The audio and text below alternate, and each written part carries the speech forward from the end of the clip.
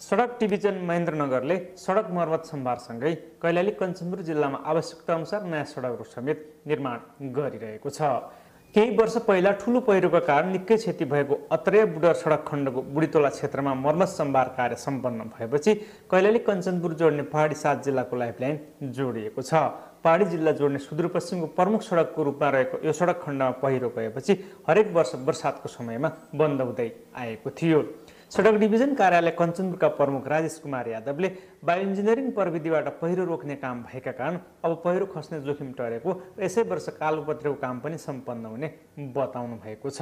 अब पुरै वासआउट भइसकेपछि यहाँ हामीलाई ट्राफिक सञ्चालन गर्न धेरै कठिनाइ भइरहेको थियो।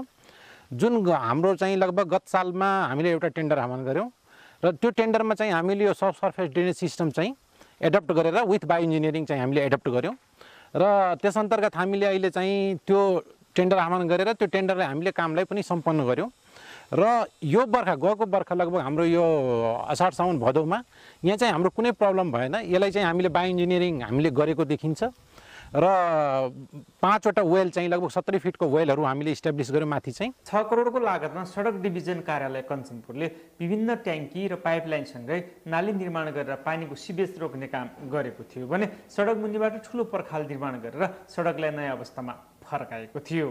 विगतमा सडक भत्किँदा स्थानीय लगायत यात्रुहरूले निकै दुःख पाएको र पहिरोका कारण सधैँ त्रास फैलिएकोमा सडक निर्माणसँगै भने सबैलाई सस्ता भएको स्थानीयहरूको भनाइरहेको छ।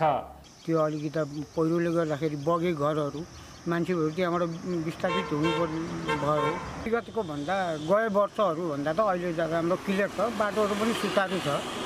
त्यति अब अवस्था त्यस्तो नाजुक छैन, अहिले रोकिएका छैनन् आउने जाने गाडीहरू यातायातहरू अनि हिँड्ने पसिन्जरहरूलाई त्यस्तो अप्ठ्यारो कुनै महसुस गरेका छैनन् अहिलेसम्म यो बर्खामा। सडक डिभिजन कञ्चनपुरले गड्डा चौकीदेखि सिसापानीसम्मको पूर्व पश्चिम राजमार्गमा समेत आफैले मर्मत सम्भार गरेको छ, जसका कारण सडकमा खाल्डा खुल्डी र भुवाङहरू पर्नबाट जोगिएको छ भने यात्रुहरूलाई समेत सहज भएको छ।